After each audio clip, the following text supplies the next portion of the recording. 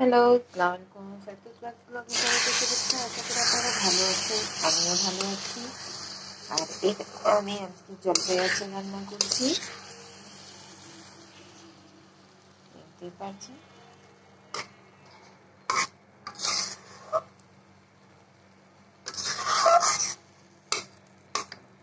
পুরো রেসিপি দেখতে চাইলে বলবেন, তাহলে পুরো রেসিপিটা দেখাতে পারবো।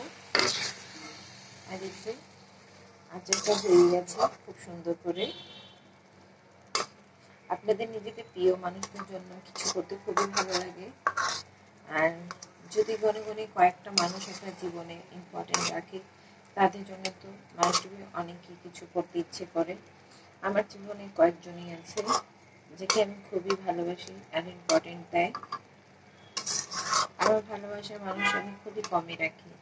আমি বলতে গেলে আমার ভাগ্যতেই খুব কম। যে কয়েকজন আছে মাশাআল্লাহ, তাদেরকে নিয়ে আমি আমার জীবনটা সুন্দর করে কাটাতে পারবো। প্রত্যেকটা মানুষ যে আপনাকে ভালোবাসবে এমন তো না। যে কয়েকজন আছে তাকে নিয়ে আমি যদি সুখে থাকতে পারি, আমার মতো ভাগ্যবান কেউ না।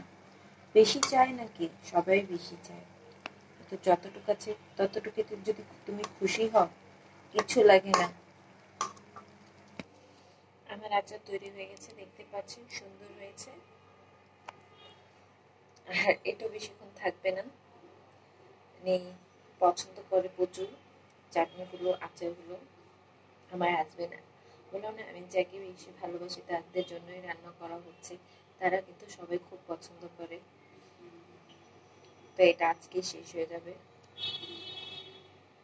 নিজের পছন্দের মানুষের জন্য কিছু করার রাখাটা খুবই ভালো লাগে।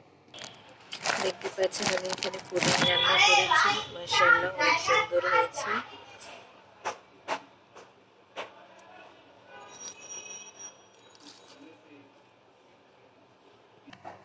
এখন আমি তৈরি করবো মসুর ডাল। মসুর ডালের কাবাব তৈরি করব।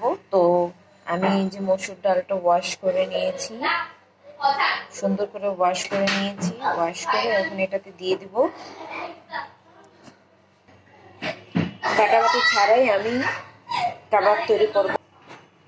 এখানে আমি লবণ, হলুদ গুঁড়া, মানে দালচিনি, এলাচি, লং, আর এখানে আদা রসুনের পেস্ট আধা চামচ নিয়ে নিয়েছি।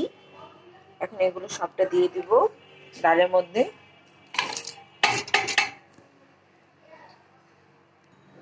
পরিমাণ মতো পানি দিয়ে দিব।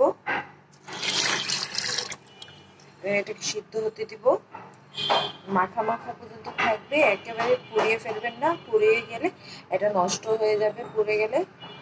তো এভাবে এটা সিদ্ধ হতে দিব যা পর্যন্ত পানিটা টেনে নেবে, সিদ্ধ হয়ে যাবে।